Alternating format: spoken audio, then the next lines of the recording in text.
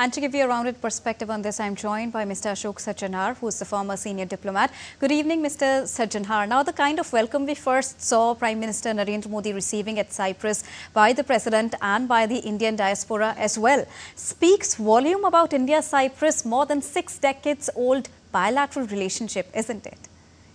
That's right, Deepika. Thank you very much for having me on the show. You're right. This is a very strong relationship. Although, Cyprus is a small country, just about 9,000 square kilometers, just about a little less than 1 million population. But still, it's a very important member because it can really prove to be the gateway to Europe and to the European Union. And in that context, I think whether it is the bilateral relations or regional relations, because Cyprus is an island which is it's in the Mediterranean, just south of Turkey. Turkey is a large landmass that looms over it, and we know what the attitude of Turkey has been in recent years, particularly during the Pahalgam attack and thereafter. So whether it is in terms of trade, it is in terms of investment, it's in terms of people-to-people contact, because we've seen the diaspora there is not very large because, since the population is small, the diaspora is just about 12,000 people. But it's a very prosperous country. The per capita GDP of people in Cyprus is more than $60,000. So it is a very right time that Prime Minister Modi has gone there. We have been focusing very much on Europe. We saw the External Affairs Minister was also recently in Belgium. He met the European Union leadership. He was in France, met the leadership there. So there is a very strong focus on Europe and European Union, and Prime Minister's visit will take that engagement even further. And talking about on the sidelines of its economic aspect, an Indian Prime Minister visiting Cyprus, which is a very important link between India and the other countries, and especially the European Union when we talk about it, and considering the fact that Cyprus will be taking the European Union presidency early in the year of 2026, how much of a boost is this for India economically? I think it's going to be a very significant contribution that Cyprus can make, because we see, as you mentioned very correctly, Cyprus takes over as the rotating presidency of the Council of the European Union on 1st of January. And so to take the partnership forward, not only at the bilateral level, but even at India-EU level, it will play a very important role. We know that the European Union is also very keen to strengthen and expand and deepen partnership with India. Just a few months ago in February, we had the visit of President of the European Commission, Ursula von der Leyen, and she was accompanied by about 22 of her commissioners. That means her whole cabinet of the European Union had visited India. This is quite unprecedented. It has never been done with any other country. So this speaks volumes of the interest of Europe to engage with India. India is a large economy, 4th largest economy in the world, fastest growing major economy in the world.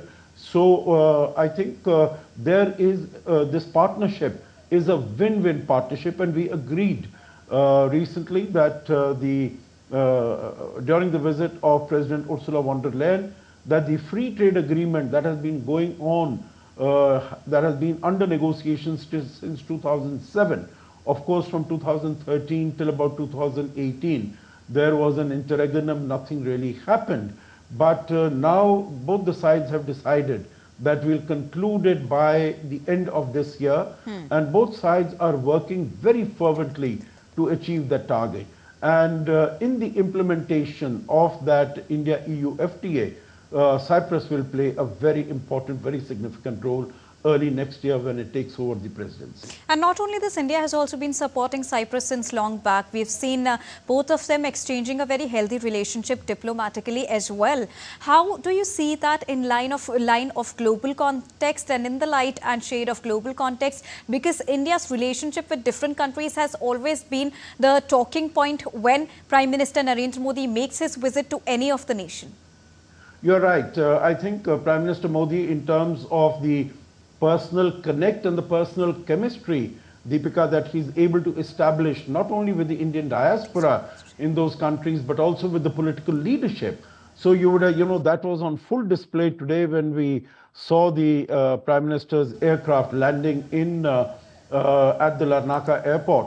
And we saw the President himself present there in person, the Foreign Minister present there to welcome Prime Minister Modi. And I'm sure people would have noticed that both the leaders were holding hands, and the Cypriot President was escorting, and even when Prime Minister Modi was shaking hands with the those who had collected at the airport to receive him, both these leaders were clasping each other's hands. So I think this speaks for the very strong personal bond. But in addition to this visit, Deepika, which takes place after 23 years, but the interaction between leadership of the two countries has been strong at different capitals, on the sidelines of the different international meetings. We had, of course, bilateral visit. We had the visit of the Cypriot president to India in 2017. We had our then president visiting, Mr. Ramnath Kovindji, visiting Cyprus in 2019.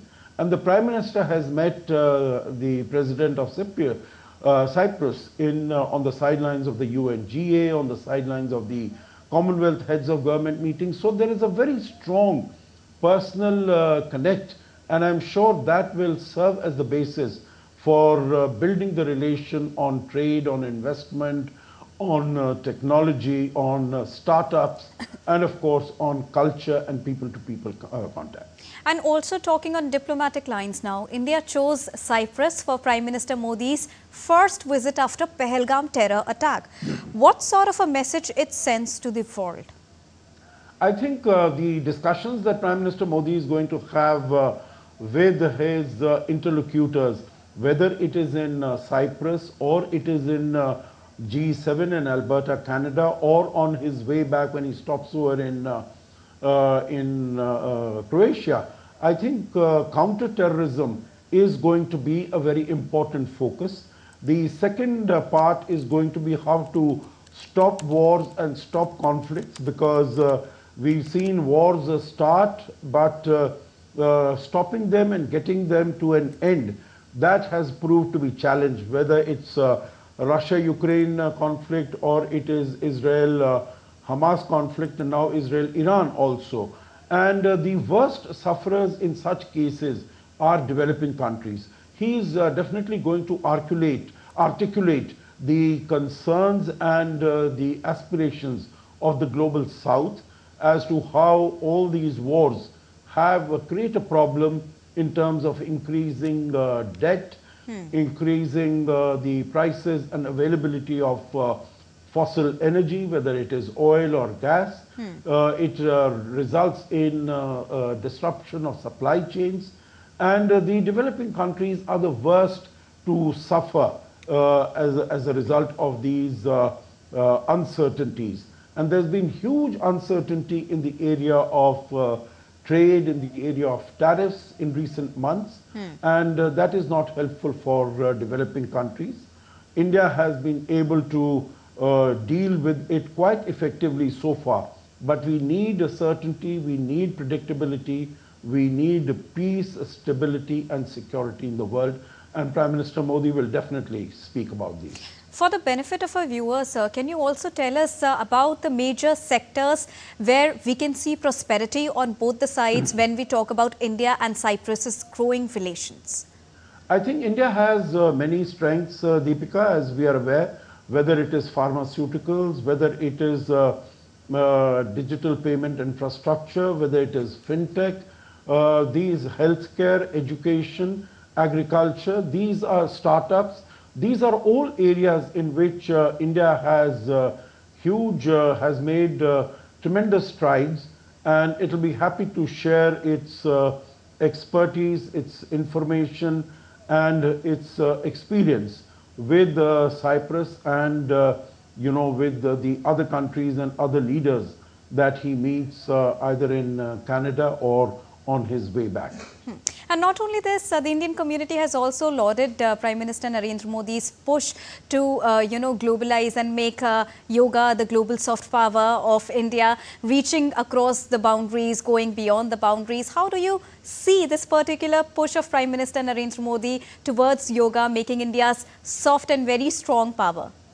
No, absolutely. I think the celebration of the International Day of Yoga, which falls on 21st June, so just another week from now, less than a week from now, I think this has really taken the world by storm. I don't think anyone could have expected that it would have such an enormous success. But I think that is what the Prime Minister does. He thinks out of the box. When this proposal was made in 2014 to the United Nations General Assembly in his speech, I don't think anyone expected that 177 out of the 193 countries which are members of the United Nations will co-sponsor the resolution to have an International Day of Yoga. And now, of course, yoga is marked and celebrated, and big congregations in yoga, of yoga practices and postures, asanas, are held all over the world on the 21st of January and 21st of June. And people realize, people know that it is not only has physical benefits, but also spiritual and mental health benefits. So it has become very popular. So I think India is growing as a hard power country, but also it's a soft power in terms of sharing its experience, expertise, whether it is in yoga or it is in Ayurveda or it is in terms of its films and culture and dance and music. I think that makes further enhances the attractiveness of India as an emerging global power. All right. Thank you so much, Mr. Ashok Sajanhar, for joining us Thank and you very bringing much. us a rounded perspective on Prime Minister Narendra Modi's visit to Cyprus.